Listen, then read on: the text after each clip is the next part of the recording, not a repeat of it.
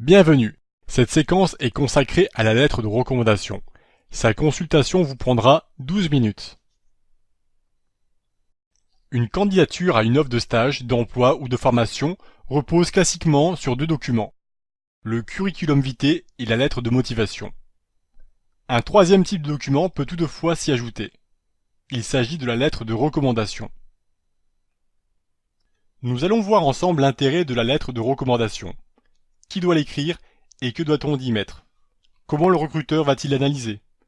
Et pourquoi vous devez vous en procurer tout au long de votre cursus de formation et de votre parcours professionnel? Souvenez-vous, le recruteur doit faire face à un grand nombre de candidatures, et il rencontrera beaucoup de difficultés pour faire son choix. Bien évidemment, tous les candidats se présentent comme étant la perle rare. Mais le recruteur a de l'expérience et ne prendra pas tout pour argent comptant. Le recruteur est méfiant, et l'objectif d'une candidature est de le rassurer. Lors de l'examen de votre candidature, il pourra avoir besoin d'un avis extérieur, comme l'un de vos anciens employeurs ou maîtres de stage. Facilitez-lui son travail. Faites figurer sur votre CV les noms des responsables et adresses des structures où vous avez travaillé. Mais vous pouvez aller encore plus loin, en lui fournissant l'avis d'une tierce personne sous la forme d'une lettre de recommandation. La lettre de recommandation est un formidable levier d'action pour une candidature. Rarement employée, elle va vous permettre de vous démarquer efficacement au milieu des nombreuses candidatures ou lorsque votre profil ne correspondra pas tout à fait à ce que recherche le recruteur. Le signataire de la lettre de recommandation peut être votre actuel ou ancien employeur, votre maître de stage ou votre formateur. Il peut spontanément vous proposer d'établir une lettre de recommandation, mais bien souvent il faudra lui en faire la demande. Bien entendu, il acceptera plus volontiers si votre présence dans sa structure lui a apporté pleine satisfaction, s'il a jugé par lui-même de la qualité de votre travail, s'il a assez de temps et d'inspiration pour rédiger ce document. Rappelons qu'un employeur, maître de stage ou formateur n'a aucune obligation légale d'établir une lettre de recommandation. Enfin, certains peuvent refuser d'établir ce document par crainte d'affaiblir leur renommée. Car rappelons-le, le signataire engage sa parole lorsqu'il accepte d'appuyer votre candidature. Notons que parfois un signataire peut établir une lettre de recommandation dans le but de voir une personne quitter plus rapidement son établissement. Toutefois, il engage alors sa crédibilité auprès des recruteurs, si la recommandation qu'il a établie ne repose sur aucune des qualités mises en avant. Lorsqu'une lettre de recommandation s'ajoute à votre candidature, une troisième personne rentre en jeu. Il s'agit bien entendu du signataire.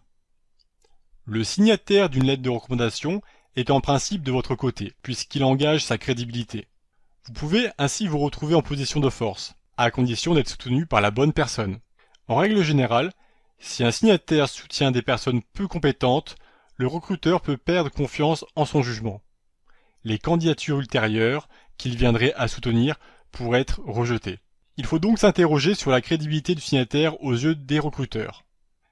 Souvenez-vous qu'en rejetant votre candidature, le recruteur rejette également l'avis du signataire. Pour que la lettre de recommandation soit efficace, le signataire doit être connu du recruteur. C'est souvent le cas si l'un et l'autre travaillent dans le même secteur d'activité. Et c'est encore plus vrai dans le secteur des parcs zoologiques en France.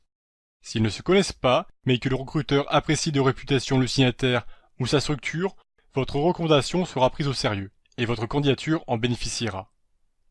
Mais si l'avis du recruteur au sujet du signataire ou de sa structure n'est pas bon, la lettre de recommandation risque de ne pas jouer en votre faveur. Parfois, elle pourra même plomber votre candidature. Bien souvent, le recruteur s'est fait un avis du signataire ou de sa structure. Et si vous ne pouvez pas être dans les pensées du recruteur, vous pouvez quand même vous renseigner avant de joindre le document à votre candidature. Posez-vous les questions suivantes. Comment la structure du signataire est-elle perçue dans le secteur? Dans le cas d'un parc animalier, s'agit-il d'un établissement reconnu nationalement? Est-il membre d'une association professionnelle comme le HASA ou la FDPZ? Toujours dans le cas d'un parc animalier, bien souvent le signataire n'aura pas beaucoup de temps ou d'intérêt pour rédiger votre lettre de recommandation. Proposez-lui votre aide. souvent le signataire acceptera volontiers. Dans le cas où vous devrez produire ce document, souvenez-vous que la lettre de recommandation ne répond à aucune structure définie, mais gagne à être ordonnée. Si vous devez écrire plusieurs lettres de recommandation durant votre parcours professionnel, et ce sera probablement le cas, essayez de suivre une trame différente à chaque fois, ceci afin de ne pas fournir plusieurs documents trop proches à un recruteur. Rappelons que ce document doit être soigné. Relisez-vous bien. Comme le curriculum vitae et la lettre de motivation, la lettre de recommandation doit tenir sur une seule page. Voyons maintenant un exemple de lettre de recommandation dont la trame classique est facile à mettre en œuvre. Comme tous les documents composant la candidature, la structure de la lettre de recommandation doit être aérée, afin de faciliter la lecture au recruteur. Comme la lettre de motivation, la lettre de recommandation est divisée en plusieurs paragraphes, et chaque paragraphe a un rôle précis à jouer. Cette première zone de texte permet de faire apparaître l'identité de la structure. Si vous pouvez demander à ce que son logo y figure, c'est un plus. Ce détail renforce le caractère officiel du document. Si le signataire n'est rattaché à aucune structure lorsqu'il établit la lettre de recommandation, il devra faire figurer son identité et son adresse dans cette zone de texte. Parfois, la lettre de recommandation s'adressera à un unique recruteur. C'est idéal car il se sentira directement concerné. Mais il est gênant de demander au signataire de personnaliser un grand nombre de lettres. Réservez ce type de demande pour répondre aux offres que vous convoitez particulièrement. Généralement, vous demanderez une lettre type qui s'adressera à n'importe quel recruteur. Ce genre de lettre est ensuite imprimé selon vos besoins. Dans ce cas, le champ contiendra l'expression « acquis de droit ». Il est important de dater la lettre de recommandation. Plus une lettre de recommandation est récente, plus elle est intéressante pour appuyer une candidature. Mais il faut mieux une ancienne lettre de recommandation que rien du tout, surtout si elle porte la signature d'une personne reconnue et toujours influente. En espérant toutefois que le signataire se souviendra bien de vous lorsque le recruteur le contactera pour obtenir son avis. Cette zone de texte est consacrée à l'objet de la lettre. Vous pouvez simplement y faire figurer la phrase « objet » lettre de recommandation. Ou alors, pour plus de précision, recommandation de Monsieur Durand au poste de soigneur animalier. Une telle précision est pertinente car elle prouve que le signataire a bien compris l'objet de la candidature qu'il soutient. Le paragraphe d'introduction situe le lien professionnel existant entre le candidat et le signataire. Le signataire se présente par son nom et le poste qu'il occupe au sein de sa structure. Puis, il précise la nature du poste confié au candidat et la période de travail qu'il a effectuée. On pourrait écrire l'introduction suivante. Je sous-signé, Pascal Dupont, responsable technique et capacitaire du zoo de Grenoble, atteste par la présente que Jean Dupuis a effectué un stage de soigneur animalier au sein de mon entreprise du 2 janvier au 15 février 2018. Ce paragraphe décrit les missions et tâches confiées au candidat. Il est important d'aller droit au but, toujours dans un souci de faciliter le traitement par le recruteur. On pourrait écrire ceci. Dans le cadre de son stage, Jean Dupuis a occupé un poste de soigneur animalier dans le secteur oiseaux et a travaillé au nourrissage quotidien des animaux et à l'entretien des installations d'élevage. Il a aussi participé à divers travaux paysagers au nettoyage des locaux fréquentés par les visiteurs. Enfin, il a animé des ateliers pédagogiques auprès d'un public de scolaires.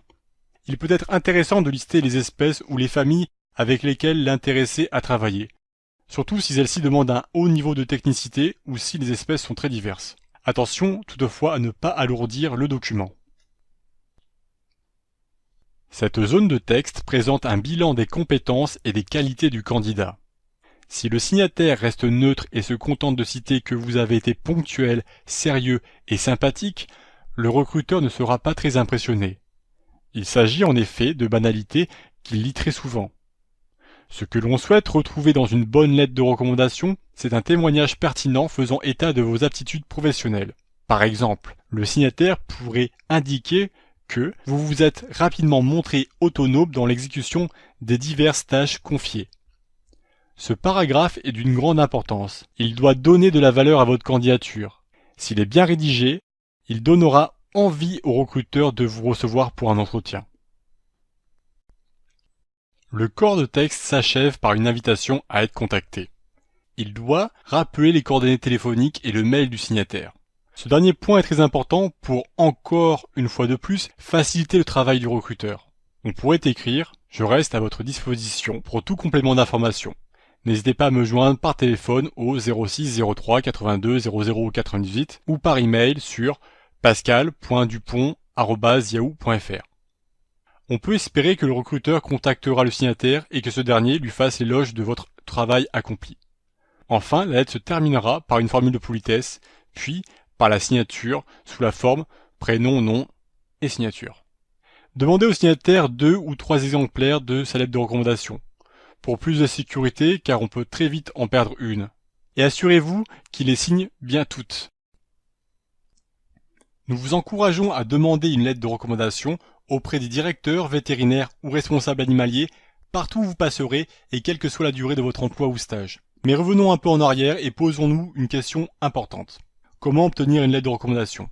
Demandez à votre employeur, maître de stage ou formateur s'il est satisfait de votre travail. S'il est content de vous, demandez-lui une lettre de recommandation. Mais ne lui posez pas la question le dernier jour. Faites en sorte de faire votre demande le plus tôt possible. Dans le cas d'un stage, durant les premiers jours en expliquant pourquoi ce document est important. Il faut que vous quittiez la structure avec la lettre en question. Sinon, vous risquez de devoir relancer et peut-être de ne jamais obtenir ce document. Si la lettre de recommandation ne présente pas vos qualités à leur juste valeur, vous serez toujours à même de ne pas l'utiliser pour une candidature. Mais gardez-la plutôt pour faire état de votre expérience auprès d'une école par exemple. La lettre de recommandation est souvent vue comme un document facultatif. Dans le cas d'une réponse à une offre d'emploi, d'un stage ou d'une candidature spontanée, soulignons que peu de personnes ajoutent une lettre de recommandation à leur candidature. Vous aurez tout intérêt à vous démarquer de ces candidats, en joignant à votre CV et votre lettre de motivation une ou plusieurs lettres de recommandation. La lettre de recommandation devra être récente, mais ne vous interdisez pas d'utiliser une lettre plus ancienne, si elle vous favorise. Une lettre de recommandation est impactante si elle a été signée par une personne reconnue appartenant au même secteur d'activité que le recruteur. Enfin, on n'a jamais assez de lettres de recommandation. Faites-en la demande à chaque étape de votre parcours. Cette séquence consacrée à la lettre de recommandation est maintenant terminée. Je vous remercie pour votre attention. N'hésitez pas à la visionner de nouveau. Nous vous souhaitons un bon apprentissage et une recherche de stage, d'emploi ou de formation fructueuse.